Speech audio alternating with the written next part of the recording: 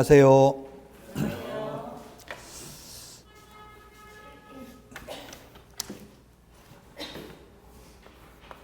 예, 저는 공인중개사법을 담당한 이름은 박용덕입니다.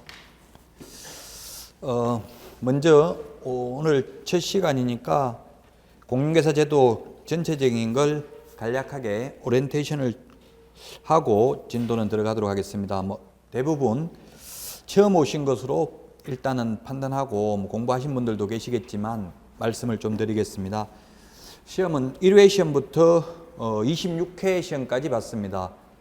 그 26회까지 시험을 봤는데 시험은 27번 시험 봤죠. 15회 시험은 2번 봤습니다. 어렵게 출제돼 가지고. 그래서 시험이 1회 때부터 10회 시험까지는 2년에 한 번씩 시험이 시행됐습니다. 1회 시험이 1985년 9월 22일 날 1회 시험을 실시해 가지고 1회 때 너무 많이 뽑아버렸습니다. 6만 명을 선발했어요. 그래서 계속 2회 때부터는 2년에 3,000명을 선발했습니다. 상대평가였습니다. 9회 때까지. 그래서 합격자가 굉장히 작았죠. 그런데 10회 때가 1999년도 IMF를 맞이해 가지고 이제 절대평가로 바뀌었습니다. 상대평가에서. 그래서 그 IMF 때 IMF 극복 차원에서 합격자를 10,000명 정도로 늘렸습니다. 1,500명에서 10,000명으로 늘린 거죠. 그 10배 가까이 2년에 3,000명이었으니까 그 이유는 이 실업자가 아닙니다. 공인중개사 자격증을 따면 자발적 실업과 비자발적 실업이 있는데 자격증을 따면 얼마든지 나무 밑에 가 일할 수도 있고 개업할 수도 있기 때문에 그래서 합격자를 많이 늘리게 되었습니다. 1999년도 10회 시험부터. 그래서 10회 시험에 10,000명 정도 선발하려고 생각을 했는데 이게 상대평가가 아니고 절대평가를 하다가 보니까 14,700명 거의 15,000명 가까이 선발이 되었습니다. 그래서 10회부터 지금 시험까지는 거의 똑같아요. 이제 출제 경량이 거의 10,000명 정도에서 15,000명 정도, 대략 국토교통부에서는 15,000명, 상한선 최대 15,000명 정도 선발하는 것으로 예정되어 있습니다. 그래서 아마 올해 시험에서도 최대 15,000명, 10,000명에서 15,000명 정도 합격자가 나올 것으로 예상됩니다. 11월 25일 날 발표를 합니다만은 그 작년 시험을 보면은 작년에는 가장 작았습니다. 최근 들어서 8,036명이 합격했습니다. 최종 합격이. 아마 올해는 그거보다는 더 많이 될 것으로 판단이 됩니다. 응시자가 작년보다 약 30% 정도 늘었습니다. 이 부동산 경기와 영향을 많이 미치기 때문에 최근 수도권에서는 경기가 안 좋다가 지금 최근 들어서 지금 과열되고 있습니다. 그래서 아마 올해도 이제 내년 시험이 되겠죠. 내년 시험도 올해보다 늘어날 개연성이 많아졌습니다. 그 보면 보통 이제 수험생들이 1차, 2차를 분리해서 시험을 원서를 접수하고 돈을 따로 받기 때문에 1, 2차를 분리하는 경우가 있습니다. 올해를 기준으로 보면 26회 시험이 1차가 14만 6,239명이 응시했고요. 2차는 94,730명이 응시했습니다. 서류 접수를 했습니다. 응시한 게 아니고요. 응시인원은 아직 정확하게 알 수 없습니다. 응시율이 보통 한 63% 정도 됩니다. 70%가 안 됩니다. 응시율이. 그래서 학원 다니는 분들은 다 응시를 하지만 학원 안 다니는 분들은 접수만 해놓고 응시 안 하는 경우가 많다는 이야기입니다. 그런데 올해 이 9만 명 중에 약 8,000명은 1차 합격을 했었습니다. 그래서 작년에 1차 합격하신 분 중에서 올해 8,000명 중에서 제가 볼 때 한 4,000명은 불합격했을 것으로 추정됩니다. 절반 정도는. 그 최근은 2차만 1차 쉽게 들그덩 합격해가지고 2차 우습게 생각해가지고 떨어지는 경우가 많아요. 그러니까 1, 2차 같이 준비하는 게 좋습니다. 가급적이면. 대부분 이제 처음에 1, 2차 같이 잘하다가도 막판 돼가지고 1차만 하고 이런 경향이 있는데 2차가 1차하고 연계되어 있어요. 같이 통합 교과형이기 때문에 1차 따로 2차 따로 구분하는 것보다는 가급적이면 같이 보는 게 좋습니다. 그리고 시험 경량은 해마다 한 해 어려우면 한 해 쉽고 이렇게 되는 게 관행입니다. 그래서 올해는 26회 시험은 부동산 학개론이 쉬웠고 민법이 어려웠습니다. 그럼 내년에 여러분들 시험에서는 학개론이 어렵고 민법이 좀 쉬울 개연성이 있습니다. 근데 1차가 어렵습니다. 두 과목 다 생각을 좀 하면서 암기해야 되는 과목이기 때문에 그래서 당분간 여러분들이 11월, 12월, 1, 2월까지 3, 4월까지도 한 앞으로 6개월간은 1차를 집중적으로 예습 복습하셔야 됩니다. 두 과목을. 나머지 2차 과목은 수업만 좀 듣고 내공을 쌓고 어느 정도 저력이 쌓이면 나중에 자동적으로 암기가 됩니다. 너무 큰 걱정을 하지 마시고. 그래서 1차 위주로 앞으로 6개월 동안은 1차가 이게 민법 같은 거는 물론 내년에 쉽게 나올 차례라고는 하지만 민법은 대학교에서 4년 동안 배우는 걸 2달 만에 끝내기 때문에 굉장히 어렵습니다. 그래서 공부하시다가 모르는 부분이 있으면 인터넷으로 검색을 해보시면 됩니다. 예를 들면 법률행위 뭐 이런 말들이 나오면 모르는 용어가 나오면 검색을 해보시면서 공부하셔야 됩니다. 응시 현황을 말씀드렸고 시험 시기도 이미 지금 정해져 있습니다. 시험 시기가 작년까지는 시험을 일요일 날 봤습니다. 그런데 올해 시험부터는 이제 토요일 날 시험 보는 것으로 바뀌었습니다. 내년에도 토요일 날 시험 봅니다. 그러면 2016년 10월 넷째 주 토요일입니다. 넷째 주 토요일이 10월 22일입니다. 10월 22일 날 토요일 날 시험을 볼 예정입니다. 이거는 옛날에 제가 1995년도 8회 시험부터 시험을 계속 봤습니다. 시험을 제가 15번 정도 봤는데 정확하게 기억도 못해요. 근데 지금은 제가 시험을 못 봅니다. 왜냐하면 큐넷이라고 해서 지금 인터넷으로 접수가 되는데 이미 합격한 사람은 접수 자체가 안 돼요. 제가 자격증은 2번 땄습니다. 공인중개사 자격증은 10몇 번 봐가지고. 그러니까 합격률은 엄청나게 낮은 거죠. 20%도 안 되죠. 한 15번 봐가지고 2번밖에 합격을 못했으니까 왜 자꾸 보냐 뭐 이런 말씀 하시는데 출제 경향을 파악하기 위해서 직접 들어가서 보는 거하고 기출문제 나온 거 보는 거하고 느낌이 달라요. 그 직접 응시해보면 강의할 때 이런 게 나왔다 정확하게 그게 느낌이 오거든요. 그래서 지금도 보고 싶은데 볼 수가 없어요. 접수 자체가 안 돼가지고. 어쨌든 아직 이제 뭐 1년 정도 남았지만 이 공부는 거의 처음 공부하시는 분이라면 1년 정도 하셔야 됩니다. 아까도 말했지만 민법 같은 거 대학교 4년 동안 배우는 걸 대학교에서는 총칙 한 학기, 뭐 물권법 한 학기, 계약법 한 학기 뭐 이런 식으로 해가지고 4년 동안 배워요. 그 2달 만에 한다는 게 굉장히 어려워요. 민법이 특히. 왜냐하면 다른 법들은 공법이나 제가 맡은 이 공인중개사법 이런 것들은 한글로 되어 있습니다. 무슨 말인지 보면 이해하고 암기만 하면 돼요. 그런데 민법은 이게 독일서, 일본을 거쳐서 들어와 가지고 일본식으로 되어 있어요. 일본식으로. 그래서 법률행위라는 말 자체도 지금 한글이 아니거든요. 잘못 번역이 되어 있기 때문에 굉장히 어렵습니다. 뭐 통정, 허위 표시 이런 말들이 별로 일상사회에서는 쓰지 않는 용어들이거든요. 그런 용어가 나오면 뭐 네이버나 다음이나 여러분들 휴대폰, 스마트폰 가지고 검색 일단 해보시고요. 먼저 혼자 좀 고민 좀 해보시다가 모르는 게 있으면 질문하고 이렇게 하셔야 됩니다. 무조건 그냥 암기한다고 민법은 되는 게 아니에요. 그래서 1차 위주로 하시라는 이야기고요. 앞으로 6개월 동안 자 시험 시기는 정해졌고요. 그러면 응시 자격 만약에 응시 자격이 안 되는데 여기 와서 계신다면 집에 돌아가셔야 되겠죠. 근데 응시 자격이 제한이 없어요. 응시 자격 딱 시험 못 보는 경우는 2가지밖에 없습니다. 시험 못 보는 게 응시 자격이 안 되는 게 첫 번째 부정행위하고 5년입니다. 부정행위하고 5년. 요거는 자격 요건 이건 시험 우리 공인중개사법 시험에도 출제됩니다. 자격 취소되고 5년이라고 말은 하고 3년이라고 적었네요. 5년이죠. 자격 취소가 3년입니다. 이건 시험 못 봅니다.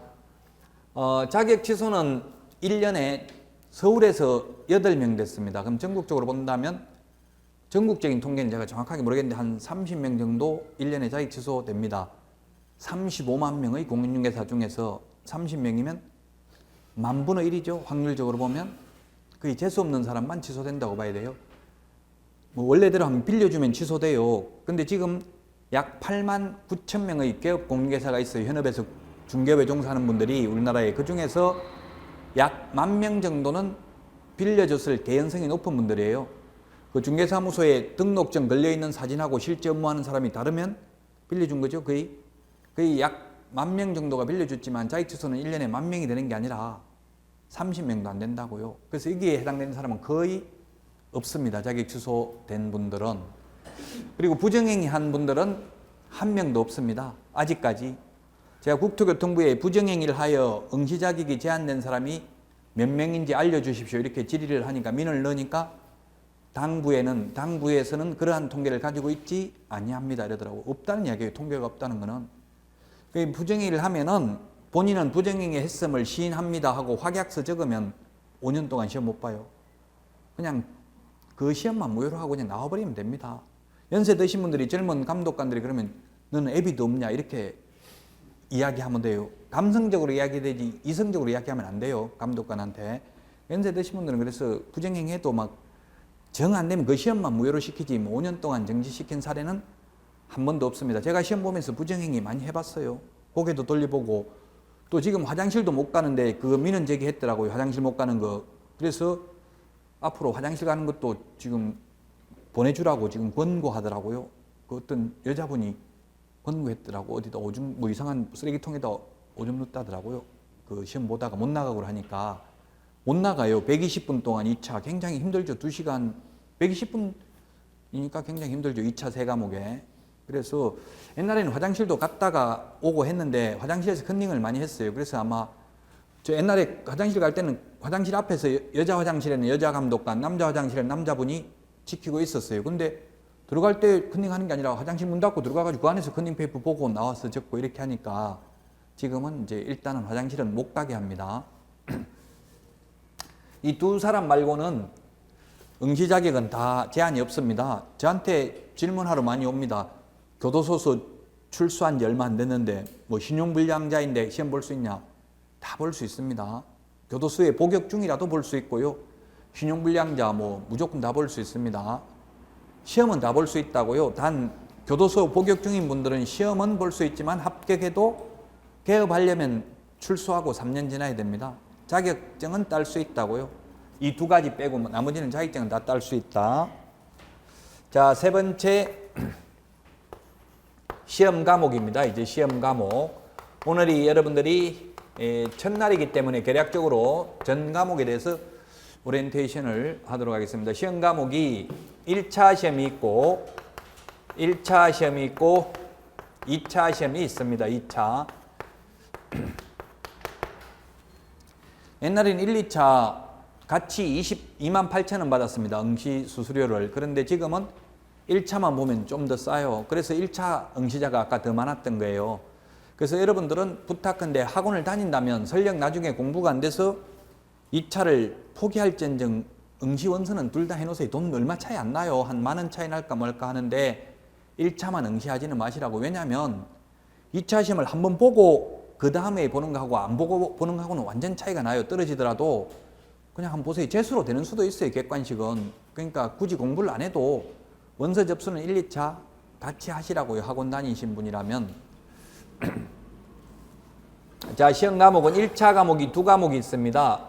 첫 번째 1차가 부동산학 개론입니다. 부동산학 개론이 있고 그 다음에 1차 시험이 또 민법 및 민사특별법이 있습니다. 민법 및 민사특별법.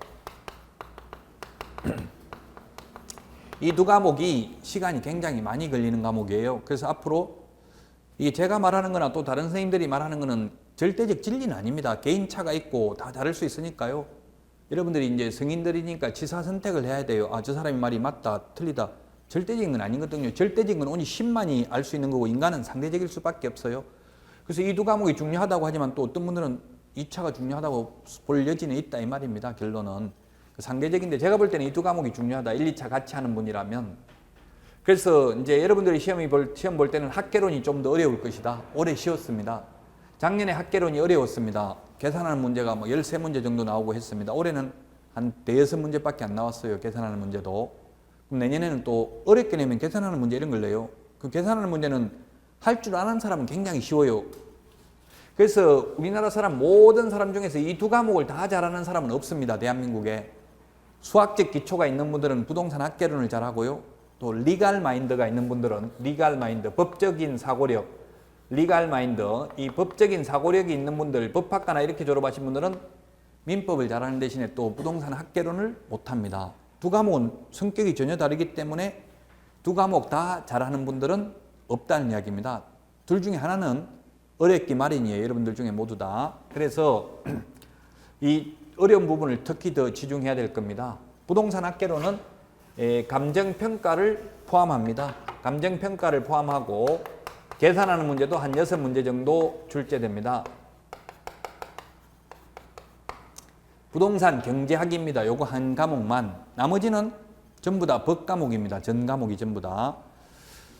자, 이제 민법 및 민사특별법이 어찌 보면 가장 어렵습니다. 이 민법 및 민사특별법이 한 과목이 다른 거 5과목하고 공부할 분량이 똑같다고 이야기하는 분들이 굉장히 많더라고요. 그래서 이게 중요한데 민법을 보면은 첫 번째 뭐가 있느냐 하면은 총칙이 민법 총칙이 있고요. 총칙. 그 다음에 물권법이 있고 그 다음에 계약법이 있고 특별법, 민사특별법이 있습니다. 민사특별법.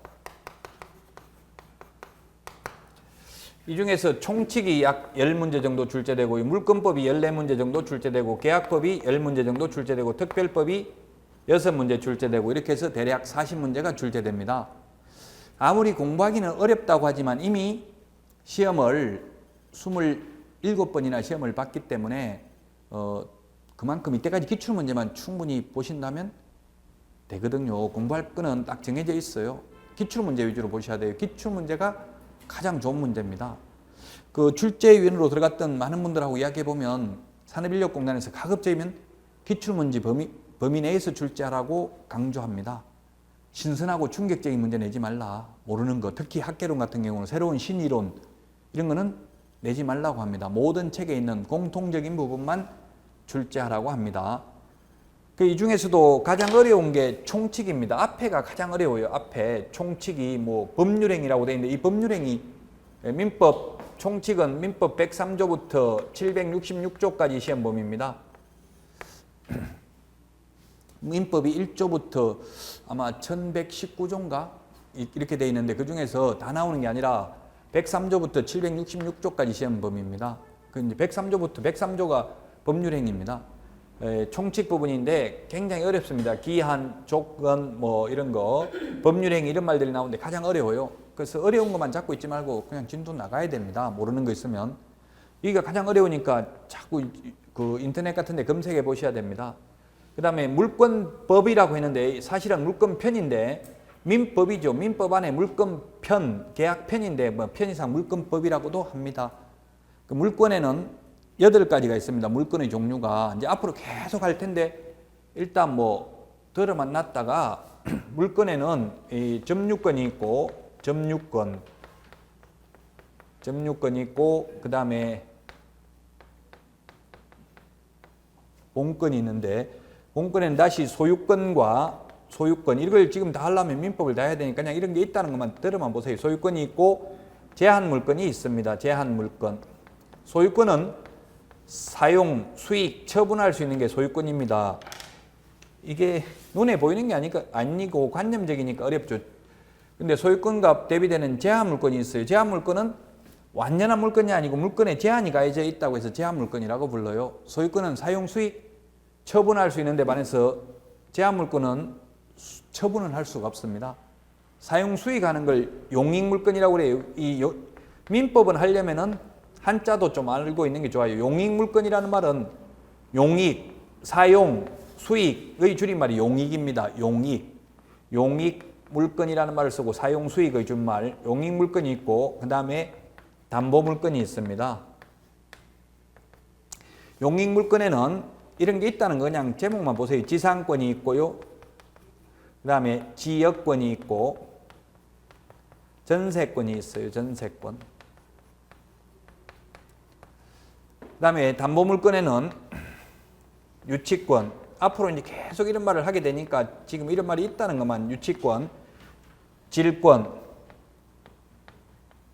저당권이 있는데 이렇게 8개 물건이 있어요. 여기에 3개, 여기에 3개, 6개, 그 다음에 7개, 8개의 물건이 있는데 이 중에서 질권은 시험 범위가 아닙니다. 질권은 권리 동산 질권이기 때문에 시험 범위가 아닙니다. 전당포에 물건 맡기고 돈 빌리는 게 이런 게 질권입니다. 그래서 권리질권, 동산질권 이거는 시험 범위 아니고요. 나머지가 시험 범위인데 그래도 전세권 이런 거는 들어는 보셨잖아요. 그래서 일반적으로 우리 동네에서 말하는 전세권하고 우리가 여기서 배우는 전세권하고는 조금 달라요.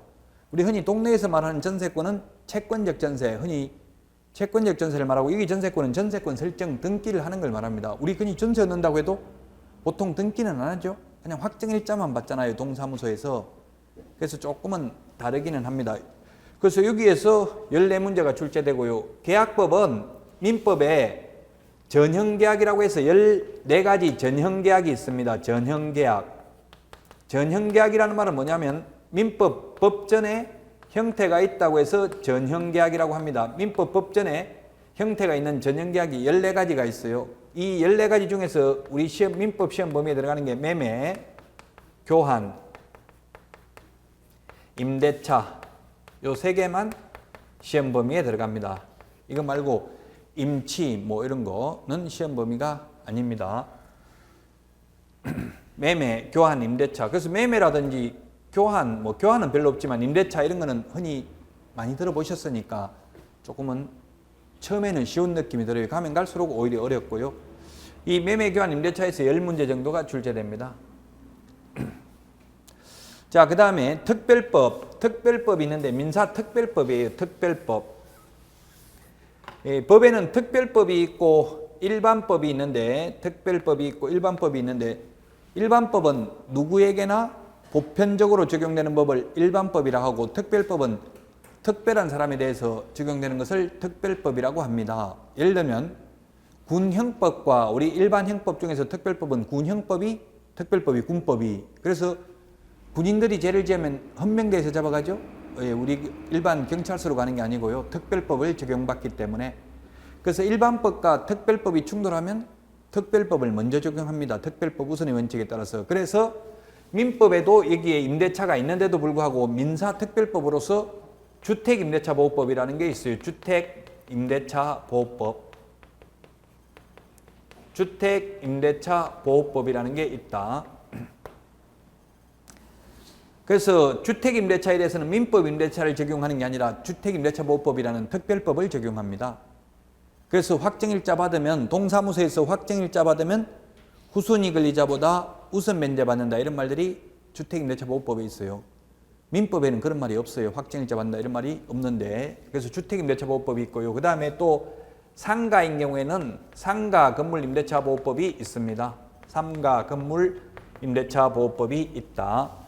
그래서 이번에 올해 신설된 게 상가건물임대차보호법에서 권리금 보호하는 부분 이런 게 신설돼 가지고 이번에 공인중개사법에 우리 공인중개사법에도 이 2개가 출제됩니다. 지금 제가 배우는 과목에도 각각 최소한 한 문제씩은 출제됩니다. 공인중개사법에 올해 출제됐습니다.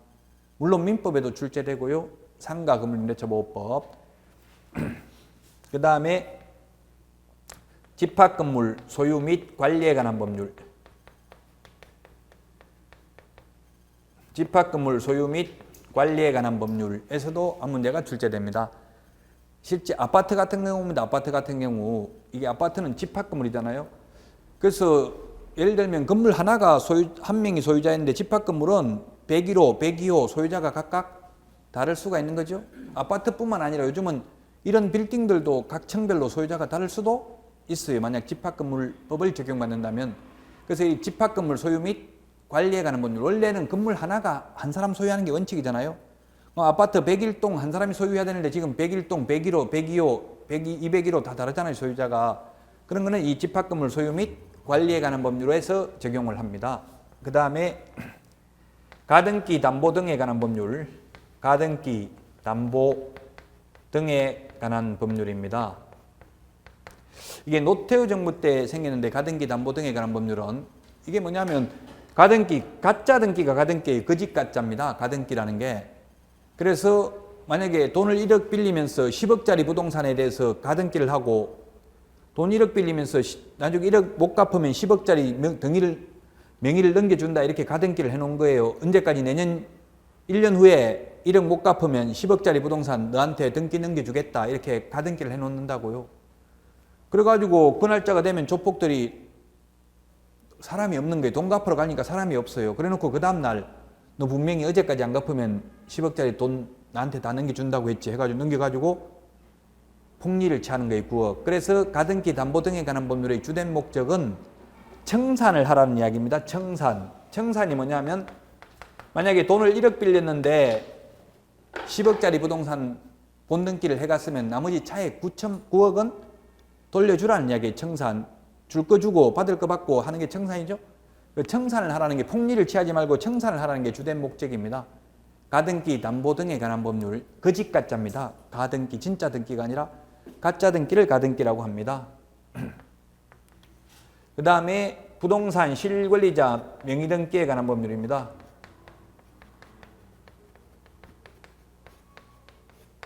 실권리자 명의등기에 관한 법률.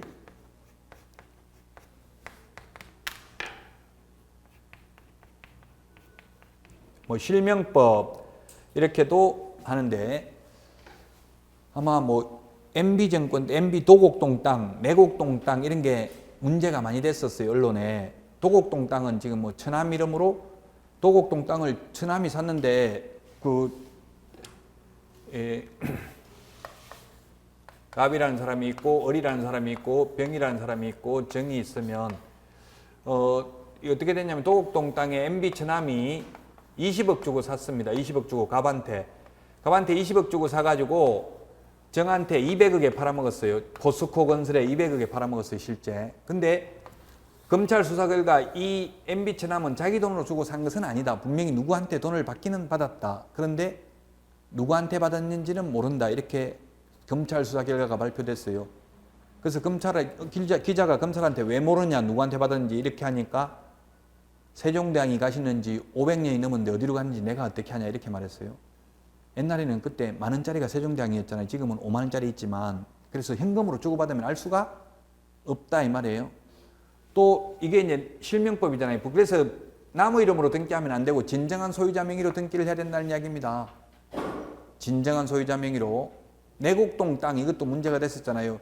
이명박 전 대통령이 살 집을 아들 명의로 구입을 했잖아요. 내곡동에. 그래서 왜 그러냐 물어보니까 이명박 전 대통령은 내 이름으로 사면 이게 땅값이 올라가가지고 주변에 투기를 조장할 우려가 있어서 그렇게 했다. 아들 명의로 샀다. 이렇게 이야기를 했죠. 법을 몰라서. 그래서 실명법 위반으로 고발당했었어요. 근데 물론 처벌받지는 않았지만 아들 명의로 사면 안 된다고 진짜 돈 되는 사람 명의로 사야 된다 이 말이에요. 남의 명의로 사면 안 된다는 게 부동산 실권리자 명의등기에 관한 법률. 요 5개의 법에서 6문제가 출제가 됩니다. 그렇게 해서 40문제입니다. 지금 여러분들이 일주일 동안 배울 걸 전 과목 제가 제목만 말씀드리는 거예요. 부동산 학개론은 저도 거의 과락이 나왔기 때문에 제가 할 말이 없어서 이건 말 별로 못한 거예요. 저도 뭐 법을 전공이기 때문에 이게 부동산 학개론은 어렵더라고요. 계산하는 이런 건 저 잘 못해요. 저도 거의 학개론 때문에 저도 계속 떨어졌거든요. 10몇 번 시험 봐가지고 2번밖에 못 된 이유가. 근데 또 경제학을 전공하고 수학적 기초가 좀 되어 있는 분들은 오히려 학개론이 더 쉬울 수 있어요. 법보다는. 근데 이 학개론 빼고는 전부 다 법입니다. 자, 이게 1차인데 만약에 부동산 학개론 저같이 학개론 40점, 민법 80점 이렇게 하면 합격이죠. 평균 60점 이상 40점 밑으로 과락이 없으면 합격입니다. 근데 만약에 이게 부동산 학개론이 37.5점 40문제고요. 한 문제에 2.5점입니다. 그래서 16문제는 맞춰야 돼요. 매 과목마다. 만약 15문제밖에 못 맞추면 과락입니다. 과락. 한 과목이라도 과락이 나오면 불합격입니다. 무조건 40점은 넘어야 됩니다. 그래서 만약에 이게 부동산 학개론 37.5점, 민법 100점 나와도 불합격이에요. 그리고 두 과목 다 100점 받아도 이거는 2차 시험하고는 아무런 영향이 없습니다. 이걸로 끝이에요. 옛날에 수석 합격자 뽑을 때는 2차만 가지고 했어요. 1차 하는 게 아니고 옛날에는 수석 합격자를 1,000만 원도 주고 이렇게 해서 협회에서 공인중개사 협회에서 그러다 지금은 뽑지 않습니다. 발표하지 않습니다. 수석을 누가 했는지. 발표 안 하는 이유가 보면 수석 합격자는 한 명밖에 없는데 모든 학원이 다 자기 학원이 수석 합격자 나왔다고 이야기해요. 물론 한 명이 아니고 공동인 경우도 있지만 그래서 그런 걸 선전에 악용하는 것을 방지하기 위해서 이제 아예 발표를 안 합니다. 누가 어디에서 수석했다 이걸. 모두 다 자기 학원에서 수석 합격했다고 하니까 근데 수석하면은 무조건 통계가 지금까지 1회 때부터 지금까지 수석 합격자는 모조리 다 망했습니다. 100%, 올 100%. 그 수석 합격하면은 중개업 하려고 생각하면 안 돼요. 차라리 강의를 하든지 다른 걸 하셔야 된다고요. 저도 이 학원 강의를 하게 된 계기가 제가 뭐 8회 때부터 시험 봐가지고 8회 때 떨어지고 95년도 회사 다니면서 97년도 회사 다니면서 역시 9회 치가지고 떨어졌어요. 학원도 안 다니고 처음에 그냥 혼자 하면 되는 줄 알고 혼자 보다가 그럼 4년 지나갔고 제가 5년 만에 6년 가까이 만에 됐는데요. 10회 때 됐는데 10회 때는 제가 운이 좋았죠. 갑자기 3,000명 뽑다가 15,000, 14,000 몇백 명 뽑으니까 합격을 했어요. 근데 그때 합격할 때 제가 6등 했어요. 6등 했는지 물어보지도 않는데 6등 했다더라고요. 그래서 나는 이거 개업하면 안 되겠다. 무조건 망하겠다 생각해서 이제 강의를 하게 돼서 학원에서 점수가 너무 잘 나오니까 그냥 강의하라고 해가지고 강의를 하게 됐는데 여러분들은 강의할 거 아니면 점수 잘 받을 필요가 없어요. 65점 밑으로 받는 게 무조건 성공합니다. 개업하면 100% 65점 밑으로 받으면. 근데 통계가 그래요. 80점 이상 받아가지고 성공한 사례는 거의 없습니다. 솔직히 말하면. 물론 수석 합격자는 100% 다 망했어요. 그 지금은 공부하는 게 중요하지만 현업에 나가면 그게 친화력을 발휘하고 그 사람들 비위 맞추고 이렇게 해야 되는데 학원 강사 출신들도 개업하면 거의 다 망해요. 친절하게 이렇게 해야 되는데 그게 몸에 배지 않아가지고 쉽지가 않아요. 현실적으로. 근데 여러분들은 심려치 않으셔도 돼요. 너무 고득점 할까봐 걱정 안 하셔도 크게 고득점 안 되니까요. 한 70점 정도, 그래도 목표는 70점 이상으로 잡으셔야 되겠죠? 어떤 분들은 그 강의하는 선생님도 그런 분들이 있더라고. 공법은 40점 목표고 우리 공인중개사법은 100점, 90점, 뭐 100점을 목표로 한다는데 불가능입니다. 이건 안 됩니다. 40점을 목표로 하면 40점 안 나오죠? 실제 받고 싶은 점수보다는 목표는 좀 한 1, 20점 높게 잡아야 되잖아요. 설령 40점 받고 싶으면 최소한 60점을 목표로 잡아야 돼. 그래야 40점 나온다고요. 그럼 40점 목표로 잡으면 무조건 다 떨어지죠. 그게 목표가 40점인데 이 공인중개사법이 작년에도 쉬웠고 올해도 쉬웠어요. 사실을 제가 뭐 강의한 게 거의가 아니라 완전 100% 적중했더라고요. 그래서 두려워요. 2년 연속 쉬었기 때문에 보통 해마다 한 번 쉽고 한 번 어렵고 이때까지는 그랬거든요. 관행적으로. 근데 올해는 작년 올해 두 번 다 쉬었다고 이 공인중개사법이. 그래서 제가 여러분들이 볼 때 내년에는 진짜 어려울 가능성이 많아요. 그러나 가능성만 있을 뿐이지 절대적이지는 않다고요. 그러나 전체적으로 2차 전체적으로 보면 균형은 맞춥니다. 1차도 두 과목 중에 한 과목은 어렵고 한 과목은 쉽고 해마다 그렇게 출제하고 있어요. 그래서 요거는 그냥 60점만 받으면 되지 100점 받아도 2차에 보태주진 않는다. 그런 질문 많이 해요. 2차 100점 받으면 2차에 점수 보태주느냐? 안 보태준다고. 2차는 따로 2차만 가지고 평가한다고요. 그럼 1차 합격하신 분들은 어떻게 하냐고요. 1차 합격하신 분들은 역시 2차만 가지고 하는 거잖아요. 1차 합격하신 분 손 들어보세요. 누가 1차 합격했어요? 네, 더 이상 묻지는 않겠습니다. 뭐 이거 페이스 관리를 잘 해야 돼요. 페이스 관리를. 너무 오버페이스를 해도 안 되긴 해요. 지금 너무 공부 열심히 미친 듯이 막 지금 새벽 2시까지 하고 이럴 필요는 없어요. 근데 보통 2차만 하는 분들이 나중에 후회하는 게 조금 한 달만 일찍 시작할 걸 이런 말들을 많이 하거든요. 그러니까 지금은 편안하게 그냥 쉬면서 그냥 편안하게 수업만 들으시면 돼요. 자, 2차 과목은 2차 과목은 3과목이 있는데 제가 맡은 과목이 공인중개사법입니다. 공인중개사법령 및 중개실무입니다. 물론 공인중개사 법령만 있는 게 아니라 여기에다가 더 플러스 되는 게 부동산 거래 신고에 관한 법률도 들어갑니다. 부동산 거래 신고에 관한 법률.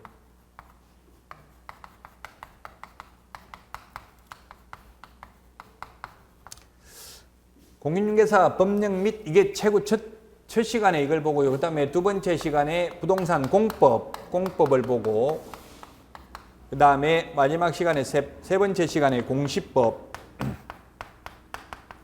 공시법령 및 부동산세법 이렇게 시험을 봅니다. 어쨌든 이 공시법령 및 세법입니다. 여러분들은 이 시험 과목은 한 과목인데 수업은 따로 듣죠 지금? 그래서 여기에서 24문제가 출제되고요. 세법에서 16문제 출제되고 이렇게 해서 40문제가 출제됩니다. 이거는 그래서 2차 과목에서 공시법령 및 세법은 거의 뭐 60점입니다. 이게 다 합해서 등기법 따로 있고 지적법 따로 있고 편의상 지적법이라고 하는데 지금은 정식 명칭은 공간정보 구축 및 관리에 관한 법률입니다. 너무 기니까 그냥 편의상 줄이면 약칭하면 지적법입니다. 지적법만 나오니까 여기서 12문제씩 출제가 되고요. 그 다음에 세법 16문제 이렇게 출제하는데 이거는 크게 2차에 정상적으로 공부를 하면 이건 60점 나옵니다. 더도 말 이거는 막 그냥 한 과목 없다고 생각하시면 돼요. 근데 공부를 안 해도 된다는 뜻은 아니고요. 그냥 이거는 크게 점수 많이 나오지도 않고요. 그렇다고 과락 나오지도 않아요. 그 60점이에요. 60점. 공부 어느 정도 해야 됩니다.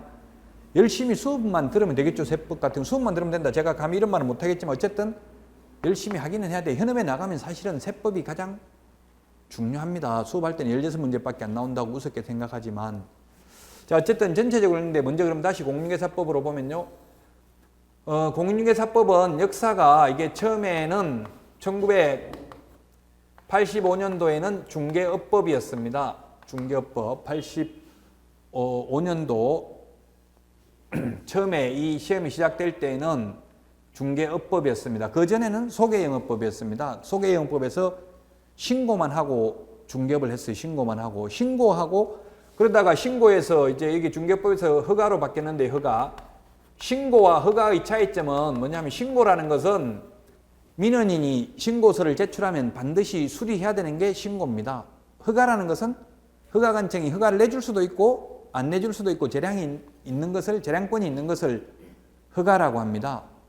자, 그래서 부동산 중개업법에서 허가제여서 지금은 공인중개사의 업무 및 부동산 거래 신고에 관한 법률에서 이게 노무현 정부 때 공인중개사의 업무 및 부동산 거래 신고에 관한 법률 2006년도 노무현 정부 때 부동산 거래 신고 제도가 도입돼 가지고요. 그렇게 이걸 제명이라고 그래요. 법 이름을 제명이라고 하는데 제목 할 때 법 제목을 제명이다 이렇게 부릅니다. 제명. 법 이름이 3번 바뀌었습니다. 부동산 중개업법에서 2006년 노무현 정부 때 공인중개사의 업무 및 부동산 거래 신고에 관한 법률로 바뀌었다가요. 올해 공인중개사법으로 이제 바뀌었습니다. 공인중개사법 따로 부동산 거래 신고에 관한 법률 따로 분리가 됐습니다. 법 이름이 길면 공신력이 실추돼요. 그래서 사법고시 시험은 민법, 형법, 상법 이렇게 돼 있잖아요. 변호사법, 법무사법, 공인회계사법 이렇게 다 전문 자격사들은 다 그 법이 있거든요. 그래서 우리도 공인중개사법으로 바꿔달라고 한 겁니다. 지금 감정평가사법은 없습니다. 가격공시 및 감정평가에 관한 법률입니다. 감정평가사보다 오히려 공인중개사의 지위가 지금 향상되어 있습니다. 법 제목만 본다면, 제명만 본다면 공인중개사법으로 바뀌었기 때문에 그래서 지금은 물론 등록제입니다. 우리 교재에도 나와 있지만 등록제. 지금 그래서 신고제에서 허가제에서 등록제로 바뀌었는데 다음에 또 정규 수업 들어가면 다 하겠지만 등록이라는 것은 이 허가와 다른 점은 등록은 신청하면 등록을 해줘야 한다는 점에서는 허가와 다르고요. 신고와 다른 점은 등록 요건이 까다로워요. 등록을 하려면 일단 자격증을 취득해야 됩니다. 옛날에 신고 때는 자격증이 필요 없었거든요. 옛날 복덕방은 아무나 할 수 있었어요. 신고만 하면 자격증이 없어도. 그런데 지금 일단 자격증을 취득해야 되니까 까다롭습니다. 그리고 자격증도 취득해야 되지만 아직 구체적으로 안이 안 나왔지만 이제 실무 수습을 거쳐야 돼요. 수습 기간을 여러분들은 법에 정해져 있다고 수습 기간을 거쳐야 되는 걸로 이제 올해가 아니고 내년 1월 28일 내년 1월 달부터는 뭐 여러분들은 내년 1월 달에 학교 갈 수가 없으니까 수습을 거쳐야 돼요. 잘 된 것 같아요. 수습을 거치는 게. 그게 그냥 기업하면 거의 다 망하거든요. 남 밑에 있어 봐야 돼요. 있으면 일 잘 가르쳐 줄까요? 안 가르쳐 줄까요? 저도 1년간 남 밑에 있었어요. 위장 취업 해가지고 나이 다 속이고 들어갔어요. 나이, 학력 이런 거 다 속였어요. 공부 박사 이런 거 하면 안 받아줍니다. 저는 지금 법학 석사고 부동산학 박사인데 전부 다 거짓말 시켰어요. 나이 다 속이고 그래가지고 겨우 1년 하다가 위장 취업했다가 적발돼가지고 잘려가지고 6개월 하고 잘리고 또 위장 취업하고 2번 해가지고 1년 겨우 실무 경력을 쌓았어요. 저도 쉽지 않아요. 취직하기가. 월급은 저는 거의 뭐 기본급 40만 원 받았나 얼마 받았는지 기억도 안 나. 기본급 40만 원인가 받고 한 건 하면 10만 원도 받고 아니면 15% 매출액 15% 받고 이렇게 했어요. 그 100만 원 받으니까 월급 많다고 잘라버리더라고. 너무 많이 준다 이렇게 해가지고 그래서 배우기가 쉽지 않아요. 아마 여러분들은 수석 끝이려면 어쩌면 돈 내고 해야 될지도 몰라요. 여러분들은 그 돈 내더라도 더러워도 좀 배우는 게 좋아요. 돈을 내든 뭐 얼마를 받든지 간에. 근데 연세 드신 분들은 사실은 취직하기가 쉽지 않거든요. 그러면 어떻게 하냐면 그냥 실장까지 같이 인수하면 돼. 직원 있는 거 인수해가지고 직원한테 배우고 나서 자르면 되거든요. 한 3개월 배우고 나서 너무 그렇게 걱정하실 필요는 없어요. 아마 뭐 수습이 아직 구체적으로 시행령, 시행규칙이 안 나왔는데 나오게 되면은 어떤 방법이 또 있을 거예요. 어느 법이 만들어지면 다 빠져나갈 구멍은 생기는 거거든요. 그렇게 걱정 안 하셔도 될 거예요. 어떻게 뭐 변호사들도 수습을 거쳐야 되는데 취직을 공인회계사 취직할 데 없으면 국가에서 교육시켜줘요. 돈 받고 수습을 대행해서. 아마 전혀 취직이 안 되고 하면 그런 제도가 생길 수도 있겠죠. 취직을 못하게 한다면.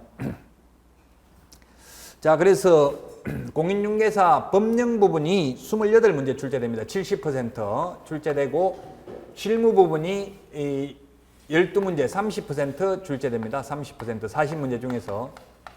그래서 2차 과목 중에서 가장 고득점을 해야 되는 과목인데요. 60점 이상은 쉽게 받을 수 있지만 100점은 받을 수 없는 과목입니다. 가장 잡다한 게 많이 나오기 때문에요. 그 100점을 못 받는 과목이 1차에서는 부동산 학개론, 2차에서는 이 공인중개사의 업무 및 부동산 거래 신고에 관한 법률은 분리됐다고 했죠. 공인중개사 법령 및 중개 실무가 있기 때문에 100점 받기는 힘듭니다. 물론 올해 시험은 뭐 100점 받은 분도 있기는 하더라고요. 공인중개사법이 100점이 최고 많이 나올 때 전국에서 400명이 100점이 나왔어요. 그래가지고 출제위원 다 잘렸어요. 100점 나와가지고.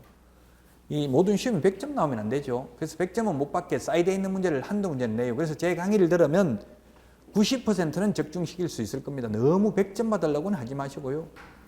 그 제가 볼 때 한 공인중개사법 70점 정도 받는다고 생각하시고 실제 시험 나머지 공법도 최소한 50점 이상은 받아야 되고요. 그러면 이 공시세법 60점 받고 이렇게 하면 합격입니다. 2차가. 근데 2차가 공법이나 공시세법, 공시법이나 세법이나 이 중에서 공인중개사법이나 어쨌든 4과목 중에서 최소한 한 과목은 어렵게 출제합니다. 왜냐하면 2차만 응시하는 분 중에서 절반을 떨어뜨려야 하기 때문에 그렇습니다. 근데 정상적으로 지금부터 2차 공부해가지고 떨어질 확률은 거의 없습니다. 근데 너무 이제 막 안 하고 있다가 막판에 한두 달 만에 하려고 하다가 안 되는 경우는 있습니다. 이 실무는 뭐 실무도 이게 출제되는 거 제목만 한번 볼까요? 제목 실무가 어디서 나오냐 하면은 실무가 12문제가 나오는데 실무가 매수 신청 대리와 관련해서 한 문제 출제됩니다. 매수 신청 대리 법원에 경매 입찰 대리 할 수 있어요. 여기에 관련된 게 한 문제가 출제되고 반드시 나오는 부분이 있어요. 실무도. 그게 없으면 너무 범위가 광범위하면 공부할 수가 없겠죠. 근데 해마다 딱 출제되는 범위가 있기 때문에 두려워할 필요는 없습니다. 그 다음에 경매, 공매, 한국자산관리공사 캠코에서 하는 공매, 법원에서 실시하는 경매에 대해서 한 문제 아니면 2문제가 출제되고요. 그 다음에 아까 말했던 주택임대차보호법, 그 다음에 상가건물임대차보호법, 그 다음에 외국인 토지법. 올해도 여기서 다 출제됐어요. 외국인 토지법. 요 5문제는 최소한 반드시 출제됩니다. 이거 외에도 부동산 실권리자 명의등기에 관한 법률, 그 다음에 부동산 등기 특별조치법, 장사 등에 관한 법률, 뭐 분묘기지권, 법정지상권 뭐 이런 부분에서도 출제되기는 합니다만 요 5문제는 반드시 출제된다. 자, 그래서 2차 과목 중에서 지금 제가 맡은 공인중개사법까지 개략적으로 말씀을 드렸습니다. 잠시 쉬었다가 공법하고 나머지 과목도 좀 더 살펴보도록 하겠습니다.